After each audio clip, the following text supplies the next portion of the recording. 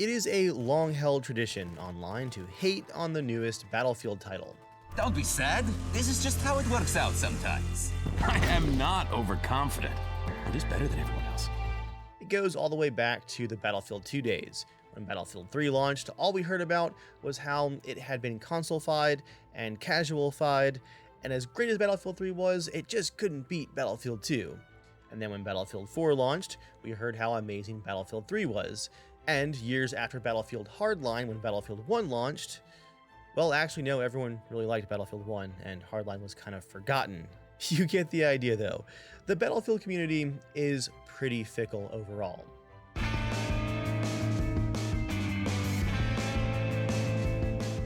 On a side note, I did actually like Battlefield Hardline, so sue me, I guess. It doesn't help that it feels like DICE has to reinvent the wheel for every Battlefield title. They keep reworking things and adding new features that no one actually asked for. In this video though, I want to try and convince you that Battlefield 5 was one of the most underrated of the entire franchise. We're gonna push their Tiger, which is pushing A. Where'd he go? Oh! Pulling back. I'm shooting a machine gun. Ooh, there we go. Nice. Love those shells. Battlefield 5 was and is incredible amounts of fun, even if a big part of why this game stumbled popularity-wise was the fault of EA and DICE themselves. Don't get me wrong, Battlefield 5 is not a perfect game, but I believe that it earned its place as one of the best titles in the franchise, at least by the time that EA killed it off in favor of beginning development on Battlefield 2042. Boy, I bet you they wish they had a time machine, right? Oh, contact left. Glancing blow. That was not glancing. He got stuck on a fence.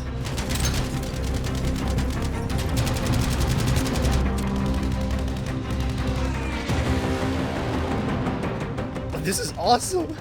This rolling firefight with all the planes swooping in and then the artillery coming down. Mm-hmm. Where are we, in a trailer right here? There we go, I see you. Oh, get him! Holy crap. Get out, get out, get out, get out, get out!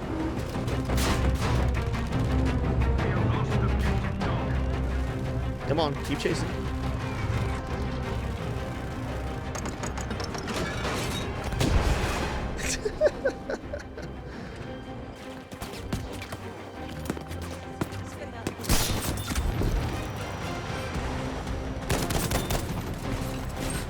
Explosive placed and counting down. In the house here. Enemies are attacking objective You remember when these games actually had destruction? I remember, Dave. Look at all the leaves. Explosives ready here. Get wrecked, house. You know what game didn't get totally abandoned though? The sponsor of today's video, War Thunder. This game is very much alive and kicking. It's one of the most comprehensive vehicle combat games ever made, and it is completely free to play on both PC and consoles. I'm diving. Got like 10 people shooting me. I got a hit on that MiG-3. Whoa, whoa! I think I have to report an accident now. He's gone. Personally, I am all about immersion and authenticity. So the damage model in War Thunder is one of the big pluses for me. It has an incredibly detailed damage model. That same level of attention to detail is applied across all 2,500 tanks, planes, helicopters, and ships of this game across 10 major nations, ranging from the early 1920s all the way to the fighter jets and main battle tanks of today. There's just no other game that has the sheer scope of War Thunder, which is part of why this game has over 70 million players now. If you guys use that link right there at the top of the description or pinned in the top comment to either sign up for a new account or come back to revive your old dusty account, you will get a free pack of unlocks to help you get started. That includes some exclusive cosmetics, 100,000 silver lions, and 7 full days of premium account access. Again, a big thank you to War Thunder for sponsoring this video. Now, let's get back to Battlefield 5, and unfortunately, we're going to have to start with some of the controversy before launch, before I can convince you guys that it actually was a great game. By the time that EA and DICE officially announced Battlefield 5 in May of 2018, everyone already knew that this was going to be another World War II game from DICE. The previous title, Battlefield 1, had been World War I focused, so this wasn't anything super surprising, but everyone was quite excited because we hadn't gotten a full numbered Battlefield game set in World War II since the original Battlefield 1942 in 2001. It had been 17 years, and we were finally going to get a World War II Battlefield game on the Frostbite engine. Everyone loved the idea, and then this trailer started rolling. And from the very first shot, the entire aesthetic and feel of the game just felt off. There's just so much wild camera movement, weird quips, and focus on things that are more distracting than anything else. Hello, old friend. You've got female soldiers, which is fine for a multiplayer game, but again, a very odd thing to put right at the very start of your trailer. And in fact, all of the characters in this squad attacking this house have odd amounts of cosmetics plastered all over them. Even in the initial trailer, this looks like one of those games that's going to constantly nag you to buy premium currency, which in fact, Battlefield 5 actually would at launch. I don't want to get stuck here talking about this trailer and the marketing campaign specifically because we could go on for a while. We're all familiar with the very aggressive way that this game's aesthetic was marketed. I also think that a lot of the critiquing of this initial trailer was pretty honest from the community. It just wasn't what people were expecting, myself included. And yet they were painted with a very broad brush by EA Chief Creative Officer Patrick Soderlund when he said, either accept it or don't buy the game. I'm fine with either or, it's just not okay. Again, make your game's aesthetic how you want it to be, but also understand that your audience isn't necessarily uneducated, as the other part of this quote also dropped in there. World War II as a setting has been covered by countless games and movies at this point. And even if your studio is wanting to focus on the unknown parts of that conflict and to put your own take on it, just understand and expect that people do still have those preconceived notions of what World War II is going to involve. I think instead of dismissing those critiques as coming from people who are uneducated or bigoted, it would have been much simpler to just say, hey guys, it's a video game. We want you to be able to customize your characters.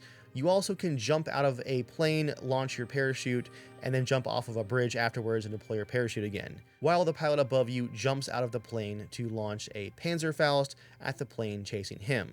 I think that interview in particular helped cause a drama spiral inside the Battlefield community, which really hurt the game's reputation right from its very announcement. I also want to note here that this complaining did actually have pretty quick effect. Just 3 months after this reveal trailer kind of fell flat, the Gamescom trailer had a completely different aesthetic that was far more gritty and far more authentic overall. Both male and female soldiers are wearing much more grounded uniforms and cosmetics, and this would be the case for the rest of the trailers throughout the game's launch period. But like I mentioned, a lot of the damage was already done for this game's reputation, and many fans would never even try it. So if you're one of the many players who just didn't give Battlefield 5 a chance, and I guess I really can't blame you, what did you actually miss out on? What made Battlefield 5 good? We're finally here, guys. Let's talk about the good stuff that this game offered. As we dive in here, I am curious, how many of you guys did skip this game entirely just because of all of the controversy that followed it? Let me know down in the comments because I am really curious. First up for the good stuff though, let's talk about vehicles. Even though I am a jack of all trades player, I like infantry, aircraft, and ground vehicles. I'm actually kind of split time-wise between all three. I always thought that the automatically resupplying ammunition of the ground and air vehicles in Battlefield 3 and 4 and many of the other modern Battlefield games just was not well balanced. A tank can get a nice angle up on a hill somewhere, and it's just a turret with unlimited ammunition. In Battlefield 5, DICE finally returned to a limited ammo pool for vehicles. Eventually, you would have to retreat to a resupply point and get more ammo. This was a great balancing choice between ground and air vehicles, and even as a vehicle player frequently, I love the tension of running low on ammo while far away from a resupply point. In front of us, right in front of us. Oh! 54 damage, that's all I got, boys. Can you smoke? Running up to help. I got a hit on him. Hold on, Dave. Fall back, fall back, fall back. You should push him off the map, Dave. Yes! Yes! What did you do to him, James? I threw a mine out in front of him. There we That go. was the dumbest thing I've ever seen. He was running from a tank that had no ammo. Like, we had nothing left. Much like the limited ammo supply, I also appreciated that vehicles had a limited health pool as well. You didn't have the unlimited self-repair that previous games had. If your vehicle's health bar was knocked below a certain limit, you could no longer repair it yourself. As the driver of a vehicle, you did have some self-repair, but only to a certain point. If you had taken a lot of damage, your maximum regen health was capped. You would have to go all the way back to a resupply, and resupply there to get the rest of your health bar back. This could lead to some very nail-biting retreats for both ground vehicles and aircraft. Or on the ground, you could just drag a support player along with you to repair your tank for you. He could actually get that bar all the way back to 100%. Speaking of vehicles, Battlefield 5 would introduce a much more detailed vehicle damage model compared to some of the previous titles. Yes, it's not War Thunder, but you could disable tracks, disable turrets, and for the tank combat specifically, where you hit enemy armor actually mattered. Different shells could penetrate different parts of the armor in different ways, and they even added the option for glancing blows. To complement all of this, they added slow turret rotation for the first time in the Battlefield franchise history. It might have mattered less for console players where you're actually moving the tank's turret with a controller, but it was awesome as a PC player to see tanks' turrets actually being limited and you couldn't just flick your mouse and whip your turret around. The turret rotation was sped up quite a bit in later patches because of players' complaints about it, but I personally miss the slow version that the game launched with. Either way, it was cool to see some more detailed vehicle features in a more casual FPS like Battlefield. Next up, let's talk about Destruction, a long-running feature of the Battlefield franchise since the Bad Company games and the introduction of the Frostbite engine. Gameplay-wise, DICE didn't like the idea of a map being totally flattened over the course of a match. It left no cover for infantry. Good job. We'll take an objective, Baker. Oh! Oh, that house is done for. The level artist in this game did a great job of making sure that infantry have a lot of natural cover across the terrain for when all of the man-made structures are destroyed. But they also had a backup plan. DICE also added the ability to build fortifications. This lets you build things like sandbags and even bunkers and trenches to help give yourself some cover as the map is slowly destroyed piece by piece. They even had some hidden fortifications that would add things like ladders and ramps to access areas that you couldn't normally get to. As far as the overall destruction effects themselves, Battlefield 5 remains the best example of destruction in the entire franchise.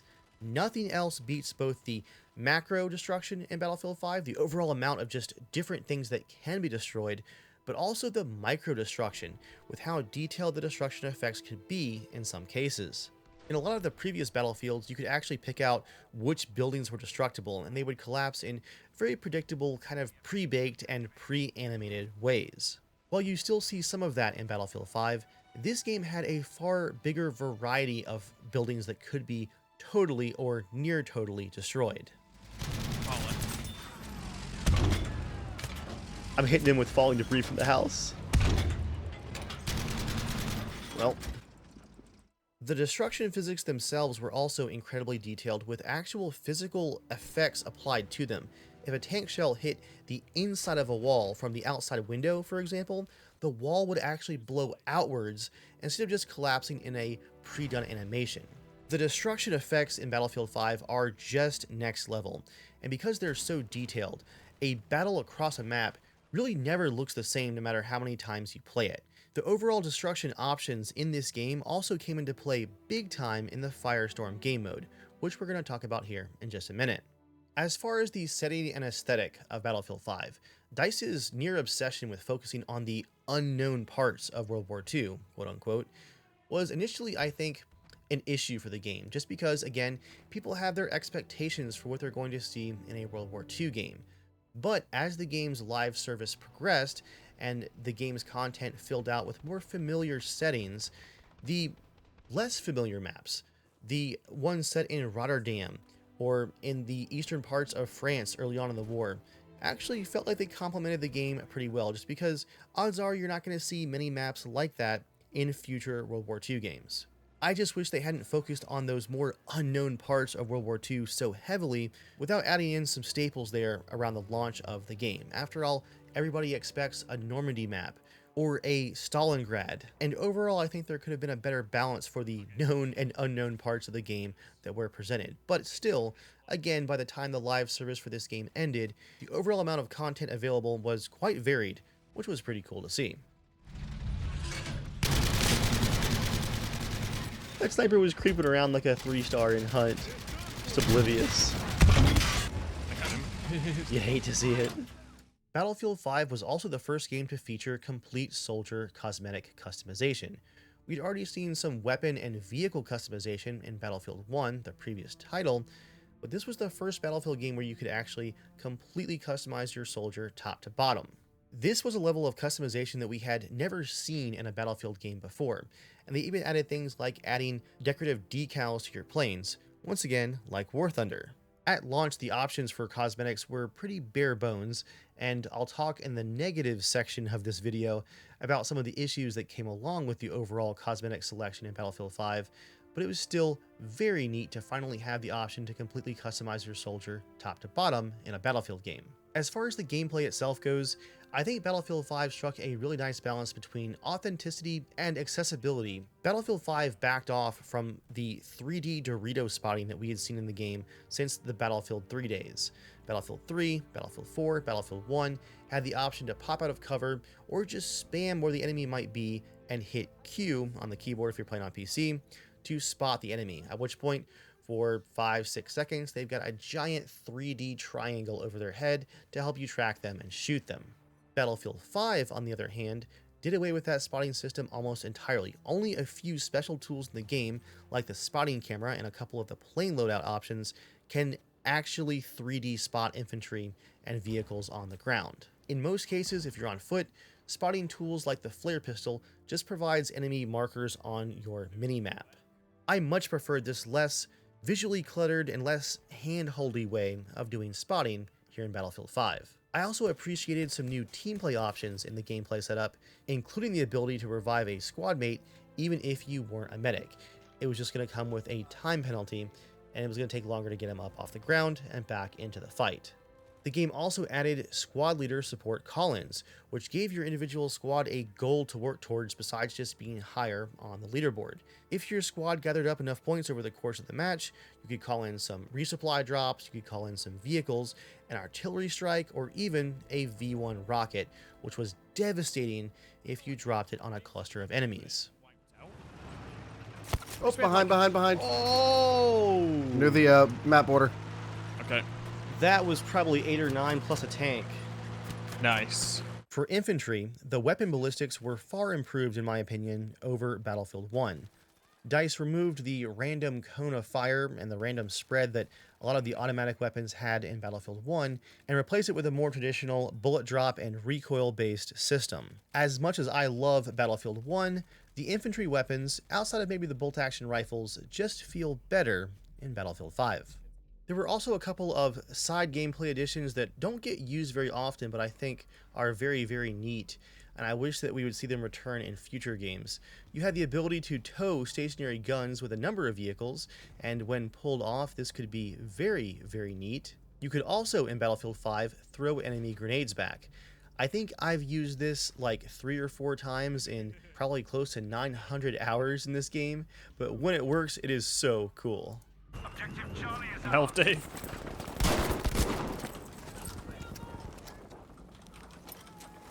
Oh, run! Attention,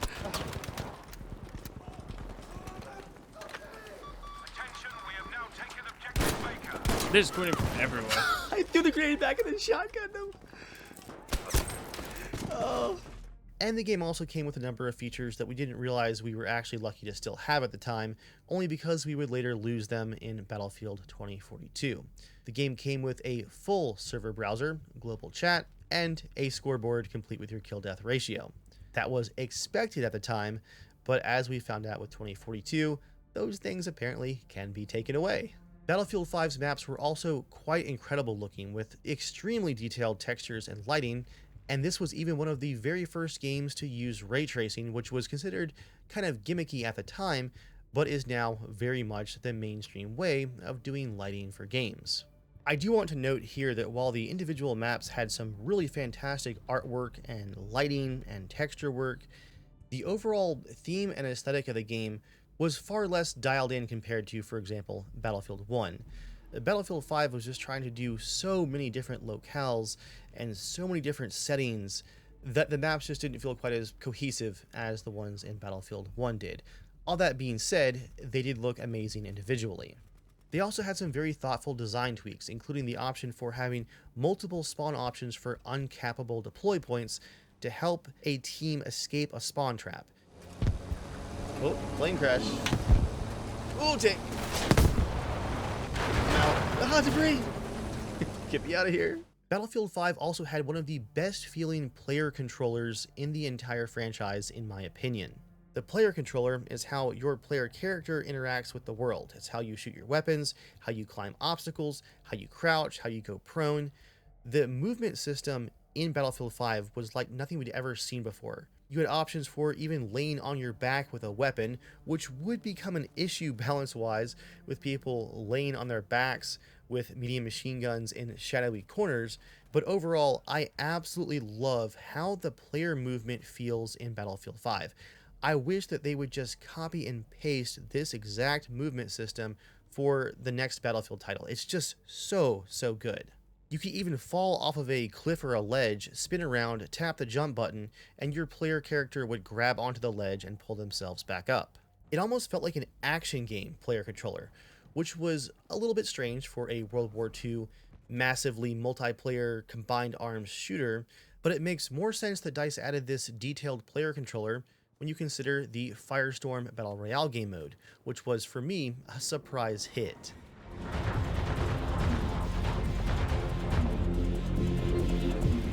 I'm jumping.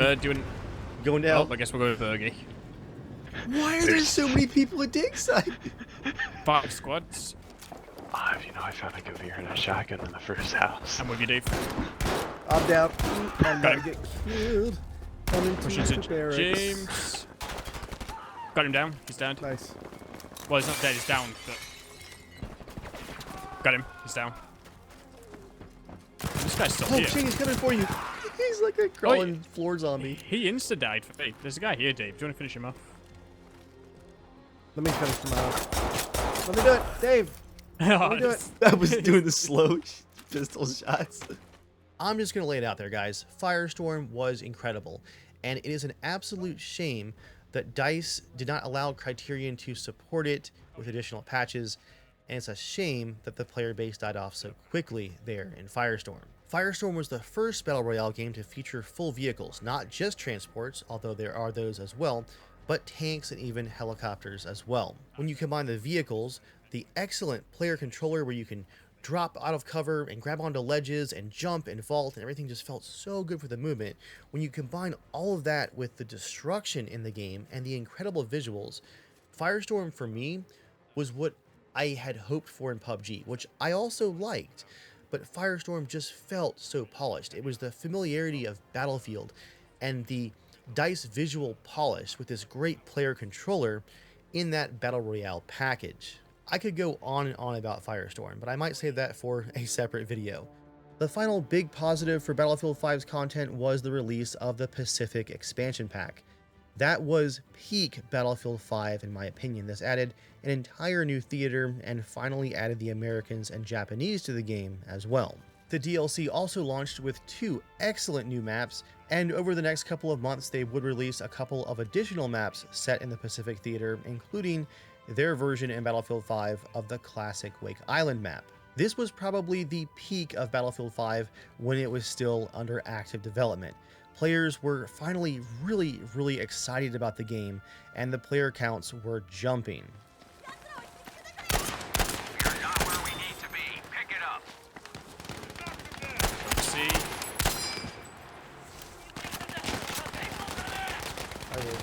see you there. Throwing a grenade! No. Damn it. Oh, you were there. The dad puns were coming from inside the trench network. As you guys can see, this game had a lot going for it, and I think it really was a good game. To be completely fair though, let's cover some of the issues that this game had as well. First up, at launch, the game only had 8 maps. That was pretty tiny for the map selection. Of these 8 launch maps, only 4 of them were truly combined arms, with options for infantry, ground vehicles, and aircraft. And that's in Conquest mode, of course. To me, the Battlefield games really revolve around that classic Conquest mode, and I want the all-out combined arms warfare. I want infantry, I want tanks, I want aircraft. Of the 5 maps that did have spawn options for all of the vehicles and infantry as well, several of them were very, very small with very aggressive map borders that made them still feel mostly infantry focused. Thankfully, 1 month after the game's initial launch, we did get an awesome tank map, and from there, the maps would occasionally launch over the next couple of years, filling out the game's roster.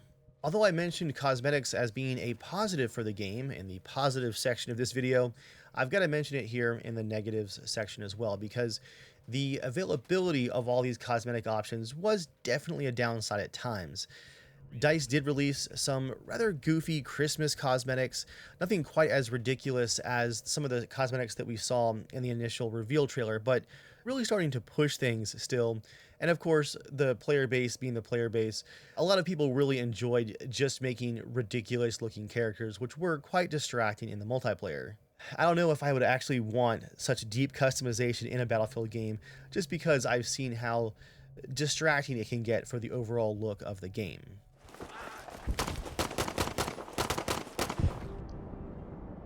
Wow, I didn't realize. Yeah, you like the Dark Souls character? Yeah, that's Bloodborne right there. Golden Lewis gun. I didn't realize Steampunk Batman was a character. As part of this issue, we also had the elite characters, which were really just a way to sell some boins, the Battlefield coins, the premium currency. These characters were mostly pretty ridiculous. You had Discount Tom Cruise, you had the Phantom of the Opera, you had Captain Santa Claus. I don't remember any of these guys' actual names because I ignored them as much as possible. Whenever there was a sale on one of these characters, or in one case you actually got to unlock one of the Japanese characters for free in one of the battle passes, you would just see these clones everywhere, and it was definitely a warning sign of the ridiculous specialists that were to come in Battlefield 2042 just a couple of years down the road. Also, the ammunition attrition system, which was great for tanks and vehicles for limiting their overall ammo pool, was pretty annoying for infantry. Spawning in with just small amounts of ammo and having to loot more off of enemy players or off of supply dumps just felt like extra grunt work. Thankfully, this was mostly mitigated as DICE adjusted your spawn ammo about halfway through the game's life cycle, but that was definitely a failed experiment for infantry, adding the attrition system, I think. One big disappointment for the multiplayer here in Battlefield 5 was how very rushed and phoned in the grand operations felt compared to Battlefield 1. The grand operations in Battlefield 1 were right up there with Conquest as far as being showcase modes for the game. Whereas in Battlefield 5, the Grand Ops didn't have the cinematic narrated intros, and the operations didn't flow as well.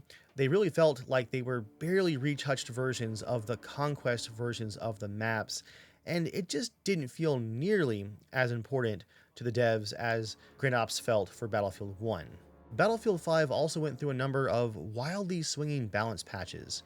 The game's time to kill for infantry weapons was modified for the entire game without any warning multiple times, at one point right after the very successful Pacific update, which drove most of the player base to put the game down over the next month. They went from their highest high for the game to one of the lowest points as far as population and fan excitement went. They were trying to increase new player retention by making you more survivable, but changing a game that was a year and a half old at that point. Changing it so much was a big slap in the face for the veteran players, and a lot of people just didn't want to relearn the game. The outrage was so great that DICE would revert that balance patch within about 8 weeks.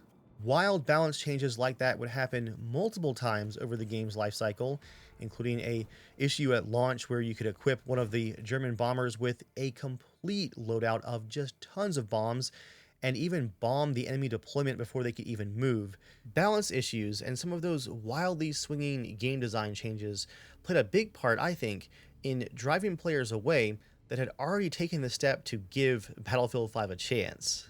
Even when the game's life cycle was over and it was cancelled in 2020, DICE never actually did one final balance pass. It's a shame because I think a final balance patch would have really helped this game's longevity even today. It's not a huge issue that you shouldn't play Battlefield 5 because of these couple of balance issues. It was just so close to being dialed in. I wish we had gotten one final balance patch. And finally, the biggest negative for Battlefield 5 is really just the missed potential. What we got once the game's support was ended ended up being great. It is a great game, truly fantastic and a lot of fun to play. The saddest part, though, is just how much better it could have been. We got no Eastern Front maps, only one underground late war map, so there's no Battle for Berlin that we could have had. There's just so much that could have been done. And it's really a sign of how much DICE has struggled with Battlefield games as a live service, and it makes me quite nervous to see what they're going to try for future Battlefield live service games. At the end of the day, though, despite its issues, Battlefield 5 had become a very solid entry in the series, and most likely the only World War II Battlefield game we're going to get for another 10 or 15 years. Is that yours? No. We probably put it on B now, Shane. Maybe not. I think everyone's wiped out. James got me. Oh. No. Let's put it on the entrance to B. That actually could be quite good.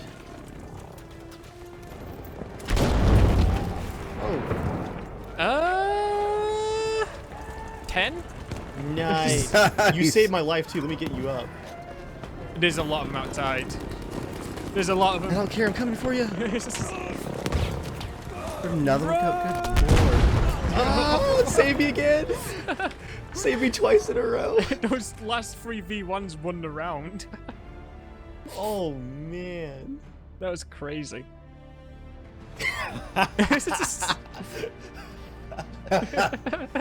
We earned that. Rocket spam. They're both hanging around the entrance into the barn. There's one next to the tracks. I got a Dang. good shot on his face. I'll patch you. I'm coming up. Brilliant. Chase me. Crash. Oh, damn, I crashed. Whoa. I was looking behind me and I swung down real hard.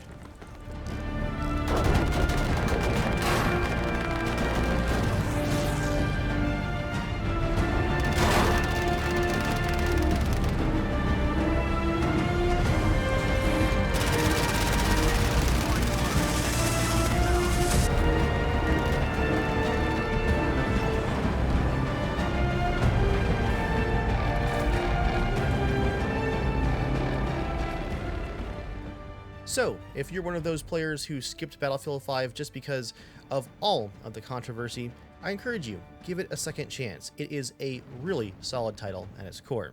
It also goes on sale for like $4 all the time, so it's hard to beat value like that. Speaking of value, if you want a totally free-to-play game that I would also recommend, make sure you guys check out the sponsor of today's video, War Thunder. It is totally free-to-play, so you really have no reason not to try it. There's definitely no missed content in that game. It is massive. For now, hope you all enjoyed. Thanks for watching, and I'll see you guys next time.